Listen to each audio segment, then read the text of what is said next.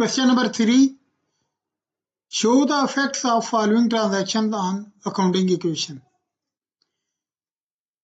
Mr. Naeem started business with cash.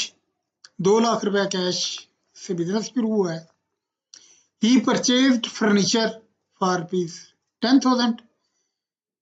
Purchase furniture हुआ है 10,000 से. He purchased goods worth 50,000 for cash. चीजें खरीदी हैं, कैश गया यहाँ से.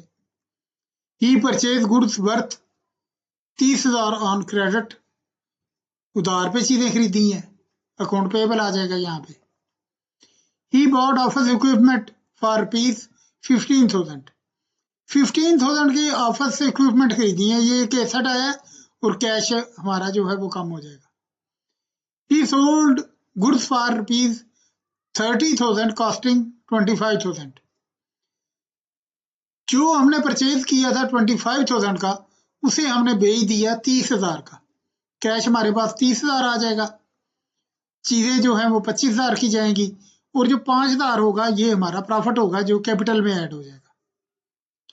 He sold good to Salim for rupees 20,000 costing 17,000 on credit basis.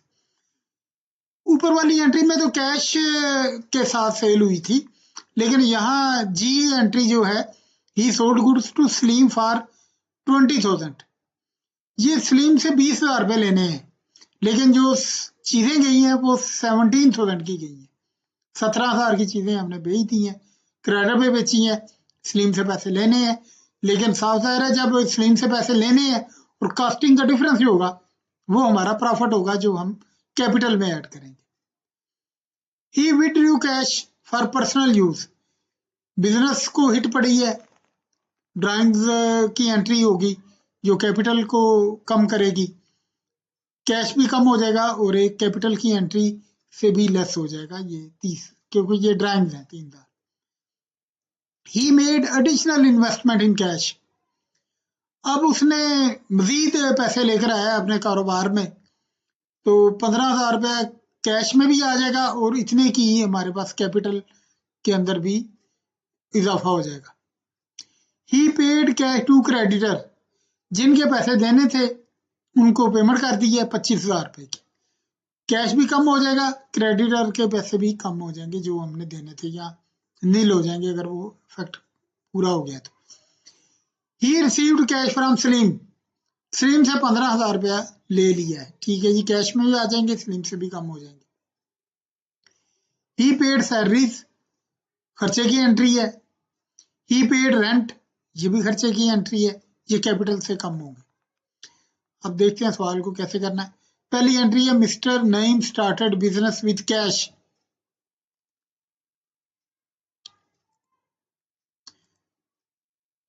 पहली एंट्री में 2 लाख रुपया कैश में भी आ गया, कैपिटल में भी आ गया.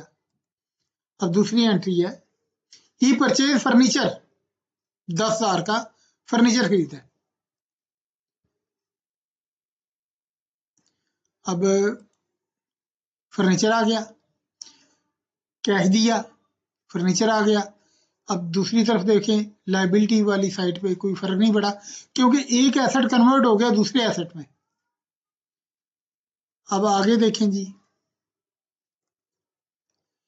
ही परचेज गुड 15,000 फॉर कैश. पहले इनका बैलेंस कर लें, फिर गुड्स परचेज की हैं, गुड्स आ गई, कैश कम हो गया 50,000 और उतने का सामान आ गया. इस साइड पे कोई फर्क नहीं पड़ेगा, दोनों साइडें बराबर होंगी. जब टोटल करेंगे दोनों साइडें बराबर होंगी.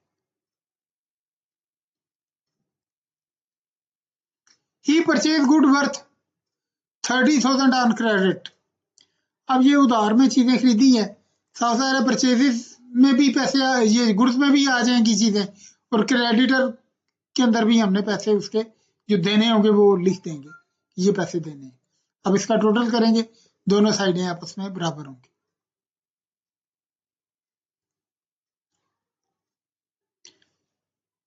He bought office equipment. 15,000 के इक्विपमेंट लिए हैं उसने, ऑफिस इक्विपमेंट आई है, एक एसेट में दूसरे एसेट में कन्वर्ट हुआ है.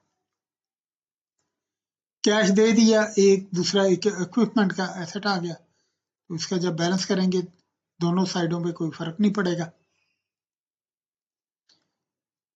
ही sold goods for rupees 30,000 casting 25,000।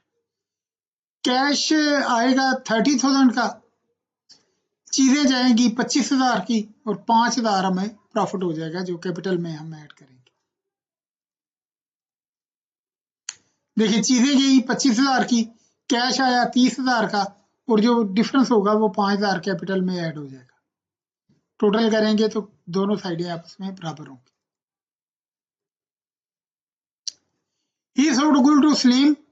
Salim को पहले तो ऊपर था कि कैश सेल थी, अब ये है क्रेडिट सेल है, लेकिन सलीम से 20,000 लेने हैं, सामान 17,000 का था और जो डिफरेंस होगा वो हमारा उसमें चला जाएगा कैपिटल में।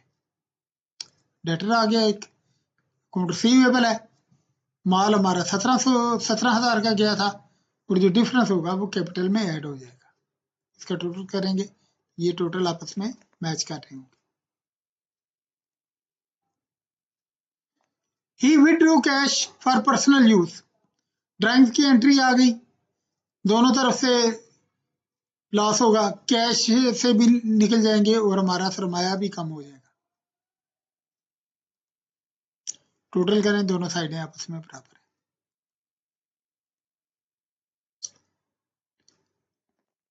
He made additional investment. 15,000 उसने मजीद कारोबार में लगाए हैं, तो कैश में भी आ जाएंगे और कैपिटल में भी इजाफा हो जाएगा। कैश में भी आ गए, कैपिटल में भी इजाफा हो गया, दोनों साइडों का टोटल करेंगे तो ये दोनों इक्वेशंस की साइडें बराबर होंगी। कैश पे टू क्रेडिटर्स। जिनके पैसे देने थे उनको 25,000 दे दें। ये 30,000 देना था उसका क्रेडिटर का, उसको 25,000 दे दें, तो जब इसका बैलेंस करेंगे तो इसका 5,000 रह जाएगा क्रेडिटर का और दोनों साइडों का टोटल आपस में बराबर होगा। Cash receive from Salim. 15,000 cash Salim से ले लिया, तो कैश में इजाफा हो जाएगा और जो डेटर जिससे पैसे हमने 20,000 लेना था 15,000 उसने हमें दे दिए। टोटल करेंगे, दोनों साइडें आपस में बराबर होंगी। He paid salaries. खर्चा हो गया, सैलरीज कैपिटल को हिट करेगा, दोनों साइडें आपस में बराबर होंगी। He paid rent of building. Payment होगी कैश से, तो ये दोनों साइडें आपस में जब इनका टोटल करेंगे तो ये बराबर होंगे। ये अकाउंटिंग इक्वेशन का क्वेश्चन था, इसमें ये आसान था, इसमें 2 एंट्रीज आई थी, वो कास्टिंग वाली जो पहले भी पीछे इलस्ट्रेशन और क्वेश्चन में आ चुकी हैं कि उसकी कास्ट का भी बता रहे होते हैं कि ये चीज इतने की थी, इतने पैसे आए हैं, तो उसका मतलब है वो प्रॉफिट हो गया।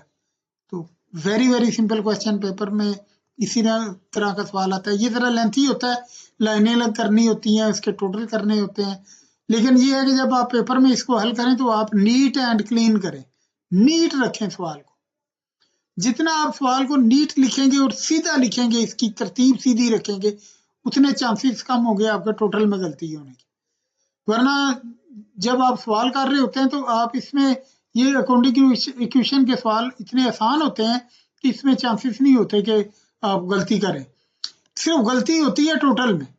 टोटल जब आप कर रहे हैं तो कैलकुलेटर पे आप किसी ना किसी जगह पे गलती कर देते हैं, तो वो इसमें नंबर काटने का बायस बनती है।